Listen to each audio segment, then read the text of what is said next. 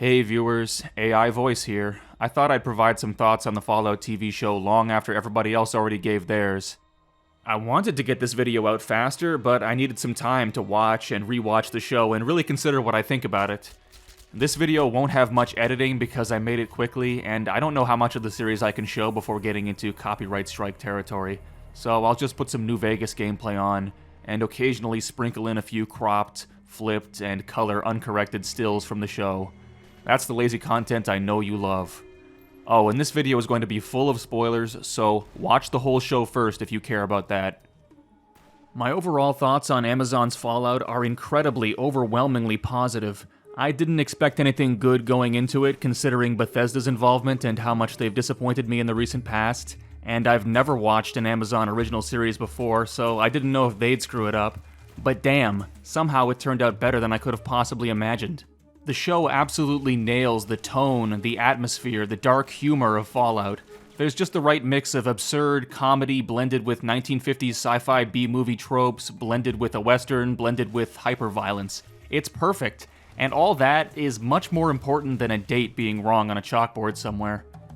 Yeah, I might as well jump right into the thick of it and talk about retcons and lore inconsistencies first, because that's what you're most interested in, I know it.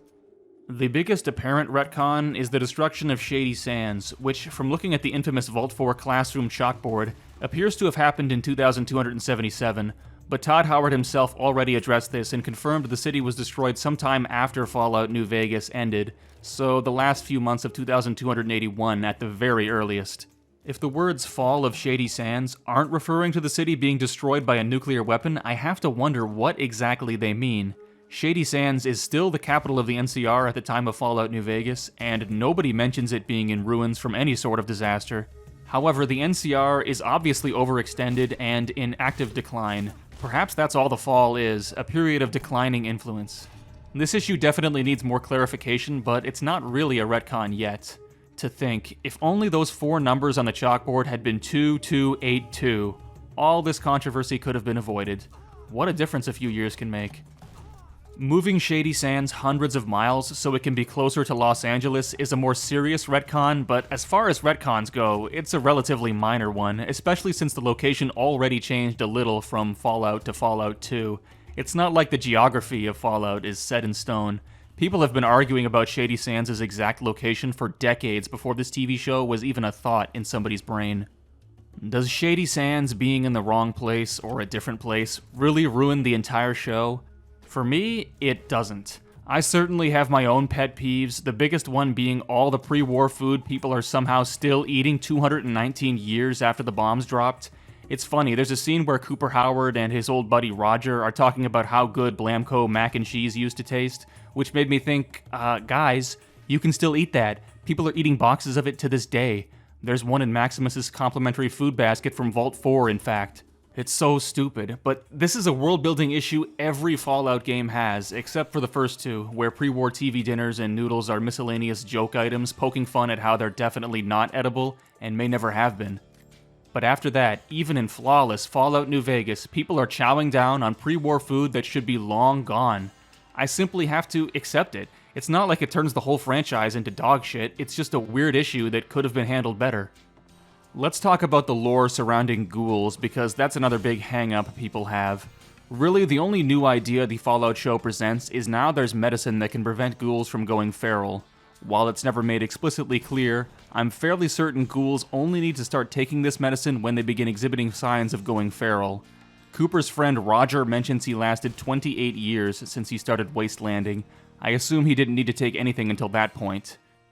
I don't think this new lore is a problem. Every single Fallout game adds chems or changes the effects of pre-existing chems, usually for gameplay reasons. It's not a huge stretch of the imagination to say anti-feral medicine has existed on the West Coast for decades, but never came up in Fallout New Vegas because you can't play as a ghoul. Other ghoul lore issues have already been huge controversies for years. The most important contradiction being ghouls are shown to need food and water in some circumstances, but in other circumstances they can survive for months or even hundreds of years without either. In the games, you often find feral ghouls in locations that have been sealed for decades or centuries, so obviously they haven't been eating. I think the best explanation for this is maybe ghouls can hibernate for a very long time without expending any energy. Certainly in Fallout 4 and 76, you tend to encounter ferals sleeping. This hibernation theory would explain how Cooper Howard survived lying in a coffin for years at a time with only an IV drip, presumably full of anti-feral medicine, keeping him sane. And it explains away Coffin Willie, Kid in a Fridge, and any other example of ghouls surviving without resources in the games, so that's my headcanon.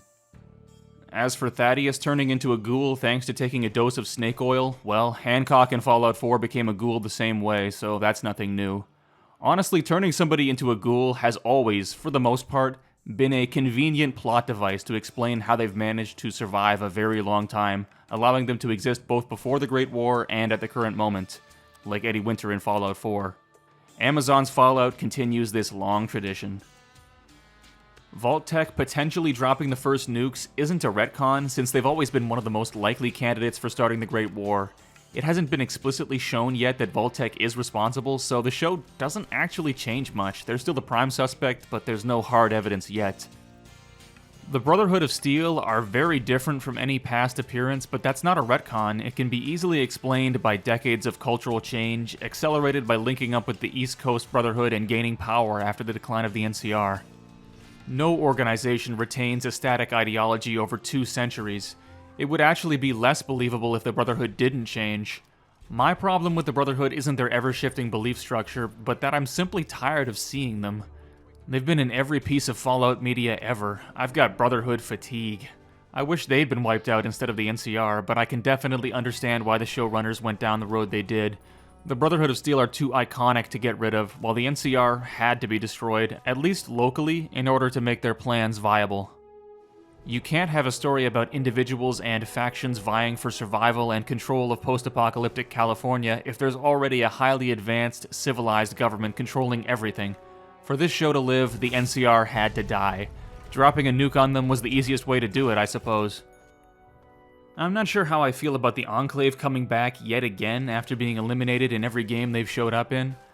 I don't think the story would have changed much if Wilzig had instead been a Brotherhood scientist defecting to the NCR remnants. Maybe the Enclave will play a bigger role in Season 2. I certainly hope their continued existence is adequately explained. But I'm also hoping Season 2 will expand the world more, instead of retreading the same old Enclave versus Brotherhood of Steel narrative which has already been done to death. I would love to see some new factions taking advantage of the NCR's decline. There were some little sprinklings of that idea in Season 1, with the organ harvesting ring being protected by the government, and Cooper Howard's throwaway line about the 6 bounty agencies. I want to find out more about them in the second season. That's way more interesting than seeing the Enclave again. What else? There's a few scenes I didn't like. One is the part where Wilzig is running away from the Enclave with the dog, and an auto turret starts shooting at them and hits every goddamn square inch around them except for them. Maybe it's a joke referencing how slow and inaccurate the turrets are in Fallout 4, which is kind of true, but it doesn't really land right. Maybe either the dog or Michael Emerson were incapable of running fast enough to make the scene believable, in which case I think it should have been changed to have the turret malfunction and not fire at all. Another scene I didn't like was Cooper Howard meeting the young Hank McClane, because the digitally de-aged Kyle MacLachlan looked incredibly fake to me, although I can't put a finger on exactly why. His face just doesn't look real. I can't explain it. Aside from those few scenes, the rest is a visual treat. Sets and props are near perfect recreations of art assets from the games, mostly Fallout 4 and 76, with some truly incredible attention to detail. There's several references to Fallout New Vegas, not just the Sunset Sarsaparilla billboards, but even Mr. House and Frederick Sinclair appearing in the Vault-Tec boardroom meeting. This completely belies the common narrative that Bethesda hates Obsidian, hates New Vegas, and wants to destroy it completely. I've never really bought into that narrative. I just think Bethesda can't design a game or write a story to save their lives anymore. Thankfully, Amazon's Fallout isn't a video game, and Bethesda had very little involvement writing it. A live-action TV series can present the Fallout universe in ways a game can't match. Action scenes are shocking and savage, with individual fingers being chopped off, scalps being ripped apart, bullets leaving massive holes in people. It's exceptionally fast and brutal. You wish Fallout 5 could have combat like this, but it won't. In Bethesda's games, character models are ugly and non-expressive, with only a few repetitive dialogue animations. The story relies on voice actors to do all the heavy lifting, but with real actors instead of the creation engine's wooden mannequins, we can actually understand and empathize with the characters. Or hate them, because all of Fallout's characters are deeply flawed, including our primary trio. Lucy is incredibly naive and ignorant about the world due to growing up in a vault, which makes her an object of derision and allows others to take advantage of her. Maximus is an idiot, and a disastrous combination of both being a compulsive liar but also terrible at lying. Additionally, he's opportunistic and desperate to prove himself and find a place to fit in. Cooper is 200 years removed from the mild-mannered family man he used to be. He's become a violent, selfish psychopath. He leaves a trail of corpses everywhere he goes, instilling fear in anyone who sees him. Interestingly, he's become a fan-favorite character, which proves you can do anything as long as you look badass doing it. Even if you don't like any of these characters enough to root for them, the show still works since you can at least laugh or wince at the absurdity of the situations they find themselves in. I really like how nobody in this world is truly good, or innocent, or has pure motives. Even those who start out with noble intentions have to sacrifice them in pursuit of their goals. There's definitely a theme here of having to remold yourself to fit your environment. Lucy is slowly forced to shed her vault-instilled naivete and get serious. Cooper Howard banks on his experience playing a sheriff in old movies to craft a legendary persona, enabling him to survive for 2 centuries. And Maximus, well, he tries to conform to the larger power structures controlling him, but has difficulties due to his awful personality. In the end, he only succeeds by failing upwards.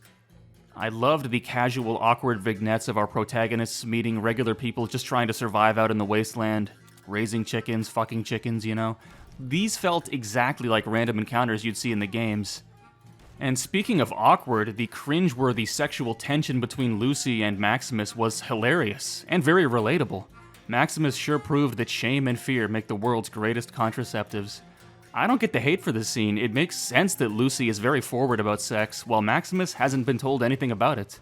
Yeah, it's stupid that the Brotherhood of Steel doesn't teach its aspirants about fucking, especially since that's the best way to get new aspirants. But the Brotherhood of Steel is indeed a stupid and short-sighted group. Most groups are. Many of the plot holes or weird leaps of logic in this show can be resolved with a single sentence. Humans are not intelligent, rational creatures that always make perfect decisions that align with their interests. Several times I was left groaning at stupid mistakes the characters were making, especially Maximus. But these mistakes make sense based on each character's traits and the limited information they have access to. You might say, as an example, that Moldaver shouldn't have let the Raiders go crazy in Vault 33, since Lucy or Hank might have been killed. Well, I think she just needed some extra muscle and hired raiders without really caring about the consequences. Maybe she was focused on getting the cold fusion code and getting revenge on Vault-Tec, and didn't care much about the innocent lives caught in the crossfire. You might say it's crazy for Vault-Tec's executives to plan on nuking the entire planet, eradicating their own customer base. I'd agree, these people are insane psychopaths. I think their logic is the world is going to end soon anyways, no matter what, so we might as well be the ones to pull the trigger. It's nuts, and it's not even logical because Vault-Tec are the ones who sabotaged peace negotiations between the US and China, as well as suppressed cold fusion technology, which could end the global energy crisis and thus the need for war in the first place. Vault-Tec brought the world to the brink of catastrophe through its own actions, and rather than reverse course, decided to push it over the edge in a mad attempt to build a new world from the rubble. Of course, their new world is merely a cheap underground facsimile of the old world, a small playground for wealthy elites to experiment on hapless populations. Vault-Tec's dreams of recolonizing the surface are, as we know, destined to fail, and that's certainly for the best. Likewise, the NCR's attempt to reignite democracy failed. The Enclave's attempt to restore order to America failed. It seems like humanity is doomed to perpetually repeat the same mistakes over and over again, always failing to learn from the past. The show has an entirely fatalistic, cynical attitude. Maybe that's why I like it so much. I can understand why one might be disappointed if they thought Fallout should be more about moving on from the apocalypse and rebuilding society, but instead it's been more about conflict and survival so far. I'd say it's possible to walk and chew gum at the same time. Season 2 could give us a glimpse of more civilized regions, or maybe have the Brotherhood try to rebuild a new feudal society by monopolizing cold fusion. There's a lot they could do in the future, and I'm along for the ride, at least for now. That's all I had to say. Those were my very quick thoughts on the show. As far as I'm concerned, it's the best thing to happen to the Fallout franchise in a very, very long time. In other news, there's more New Vegas videos coming because I'm not touching Fallout 4 again until the next-gen update fiasco is over and Fallout London is out. I was getting tired of Fallout 4 anyways, and I'm enjoying New Vegas too much, so yeah. Toodles! If I get any more patrons, I'll have to make the font smaller. Holy crap.